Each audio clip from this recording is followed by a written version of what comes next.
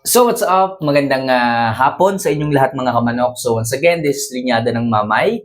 And hindi ko alam kung naririnig nyo yung tunog dito sa background ng aking video. So pasensyahan nyo na po, may nagmamawer lang po dito sa bakuran. Okay? So this moment of time, ang ating magiging topic is walang iba, kundi ang sasagot ulit tayo sa mga katanungan ng ating mga subscribers dito sa comment section. Okay? So, kayo po ang aking uunahin dahil meron kayong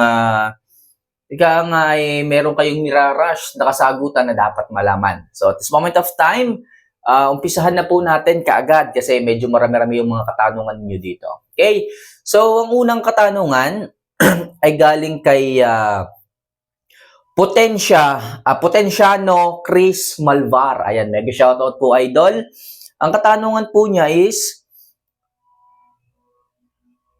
Idol, paano ba ang tamang paggagayak sa loob ng 15 araw? Ano po ang magandang ipakain at paano nagpapainom ng vitamins? Okay? So, kapag po tayo is nagagayak, kailangan po talagang tayo ay nakafocus sa ating mga alaga para makuha nila ang ganda ng kalusugan na dapat tinataglay nila. Okay? So, kailangan po tayo ay masinsin sa ibinibigay nating pagkain, bitamina sa kanila. So, simple lang naman ang sistema kapag kayo ay nagbibigay ng pagkain at bitamina sa inyong mga minamahal na mga alaga. Okay? So, lagi nyo lang pong titingnan dyan palagi is yung panunaw ng manok.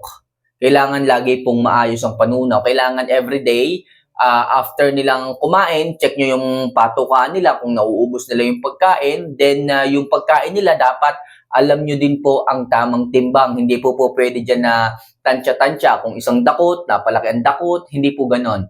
Kung maaari, gumamit po kayo ng timbangan para po saktong-sakto talaga yung pagkain, yung feeds na inyong ibinibigay. Okay?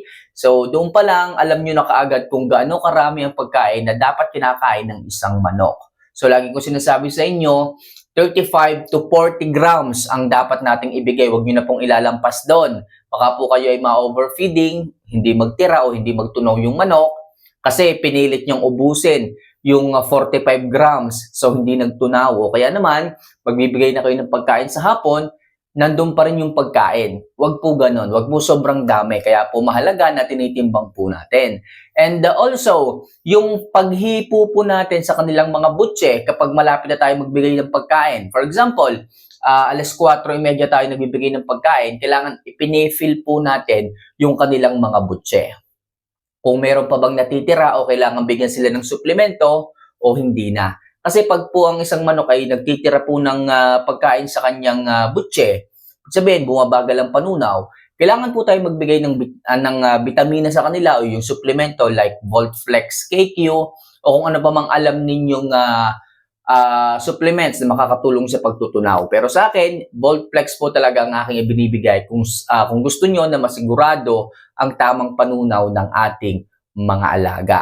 Okay, so after feedings, tingnan ninyo kung iinom, bilangin po ninyo kung ilang dips ang kanyang iinumin, and kapag tumigil na siya ng pag-inom, hawakan niyo po yung manok, i-feel po ninyo ang kanyang butse, kung ano po ang texture ng kanyang butse, kung medyo may katigasan pa ba, or something na may lambot na po ba ito. Alam kasi ng manok, mga kamanok, kung ilang dip ang kailangan niya. Automatic, natural alam po niya yon. Parang sa tao, alam niya kung ilang basong tubig ang kanyang iinumin. Pag full na siya, pag okay na siya, tama na. Sa manok, ganun din po. Kung ilang dips ang kanyang iinumin, maganda kung inyo po yung natitingnan, nakikita, na monitor. Kung ilang dips ang kanyang iinumin per day, per meal, kailangan alam nyo po yan. Para po makita nyo rin yung texture ng droppings. Kasi sa droppings din po natin makikita kung healthy or unhealthy yung isang manok. Kung over moisture or under moisture yung droppings ng isang manok. Kung kailan tayo mag-a-adjust ng painom, kung kailan tayo magbabawas ng painom or magdadagdag. Okay? Mahalaga po yun mga kamanok ha. So ang pagbibigay po natin ng vitamins, okay, depende po yan sa vitamin ng ating ibibigay.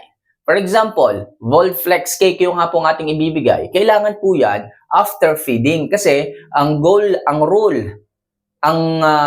o ang goal ni Voltflex is tulungang magtunaw ng maayos ang manok. Pero kung ibibigay mo muna ang Volflex, anong tutunawin yan? 'Di ba? Kaya po ang Volflex binibigay natin after feedings. Okay, para po matulungan ng Volflex yung kanyang panunaw. Yung iba naman, nagbibigay din naman ng iba-iba kasi ang ating mga vitamin ang ibinibigay. Ako, ang gaya ko, nagbibigay ako ng Promotor. Mahalaga ang Promotor para sa ganon, masupport niya yung ganda ng pangangatawan ng ating mga alaga. Okay, kasi alam naman natin kapag tayo po ay nagwo-workout and exercise, yung kanilang mga katawan is nasa under stress. Okay, sumasakit ang kanilang mga pangangatawan kasi nagwo-workout yung mga yan eh. Okay, yung kanilang mga muscles. So, kailangan ko dyan ng stress reliever, Reload Plus and Promotor. Okay, habang nare-relax yung manok dahil doon sa stress reliever natin na Reload Plus, so yung muscles, yung mga tissues na napunit habang tayo ay nagpapa-workout, mapupunan po yun ng nutrients ni Promotor. Kasi si Promotor, mga kamanok, yan po ay muscle enhancer. Ibig sabihin, mataas yan sa amino acid na tumutulong sa building of muscle. So, depende po sa inyong mga kamanok ang pagbibigay ng vitamina kung anong vitamin ang inyong ibibigay. Okay? So, ang tanong lang naman ni Idol is kung papaano ang pagbibigay, kung kailan ibinibigay. Ang pagkain naman, nakadepende rin po sa inyo eh. Kung ano pong pagkain ng mixture ng pagkain ng inyong binibigay. Pero para sa akin, ang mixture po ng patoka ko is more on Jackie Oats and Enerton. So yung iba may pailan-ilang additives na lang po ako pero totally yun na lang po. Okay? Jackie Oats and Enerton. Hindi na rin po ako nagpapalit ng patoka. Okay, yung iba diyan, pag malapit na ang kanilang biyahe, pinapalitan po nila ng pagkain. So ako po, hindi na po. Ano pong dahilan? Hindi po ako nagpapalit ng pagkain dahil ayoko pong manibago ang aking mga alaga. Kung saan po siya nasanay, mas maganda po ang feedback nun sa kanilang pangangatawan. Kasi mahirap din naman po na, okay, magana yung pagkain, magana ng pagkain yung iyong alaga. Bigla mong pinalitan. Inubos niya. Ang problema, nahirapan siyang tunawin kasi nanibago siya. Hindi ganun kalambot or something na may katigasan or kalakihan yung ibinigay mong pagkain sa kanya o kaya naman pinuro mong mais o dinamihan mo ang mais, hindi siya nagtunaw kasi nanibago siya. So, kaya ako dito sa aking bakuran, hindi ko na po pinapalitan pa ng pagkain, patoka, kung ano pa man ang inyong ibibigay sa kanila. Huwag niyo na pong palitan. Para sa ganon, hanggang dulo, okay, talagang makikita nyo yung gana ng pagkain. At saka yung feedback ng pagkain sa kanyang katawan, dire-diretso paganda ng paganda. Hindi yung naninibago. For example, ang kinakain nyo ngayong kanin. Okay? Kanin. Sa unang araw, kanin. Tapos, kapag malapit na yung pupuntahan nyo, yung biyahe ninyo, bigla na lang kayong nagsaging, bigla na lang kayong nagmais, anong mararamdaman nyo? Diba? Ang bilis ng digestion ng saging o ng mais sa sistema ninyo, hindi kagaya ng kanin na talagang sanay na kayo, alam nyo na kung gaano kahaba yung kayang ibigay na energy ng kanin sa inyong katawan. Okay? Bigla mong babaguhin bigla kang magmamais. Kung nasanay ang katawan mo sa kanin, tapos bigla kang magmamais, anong mangyayari? Mabilis kang may stress, mabilis kang mahihilo.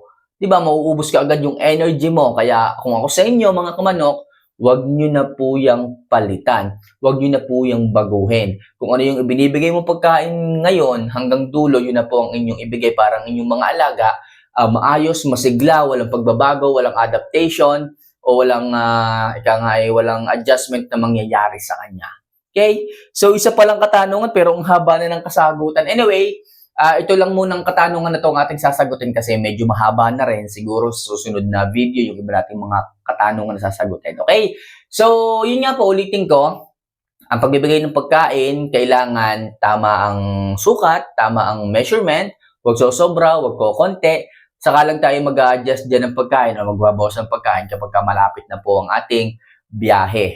Okay, halimbawa 3 araw na lamang, magbibiyahe na po tayo. So, saka pa lang tayo magbabawas ng pagkain. Para sa ganon, ang ating mga alaga naman ay hindi rin may stress. Kasi kung malapit na nga po yung ating biyahe, tapos magbibigay pa tayo sa ating mga alaga ng full feeding, 40 grams, baka po hindi po sila magtunaw o hindi po sila maging ganong kabilis magtunaw. Kasi ang dami, tapos wala naman silang ginagawang workout and exercises. Nandun lang sila, nagpapahinga. So, kailangan natin bawasan yung pagkain para sa ganon, maayos pa rin nilang matunaw yung kanilang kinakain. Okay, para maiwasan din natin yung hindi pag-uubos. Okay, so yun lang po sa ngayon mga kamanok ang aking ginagawa dito at sana kahit pa paano makatulong, kahit simpleng mga tips pero alam ko malaki may tutulong nito sa inyong mga manok. So yun lang po mga kamanok, see you for our next vlog. Mahal ko po kayo sa mga gustong magtanong, ilagay nyo lang sa comment section na kung bahalang sagutin yan. So see you for our next vlog, paalam.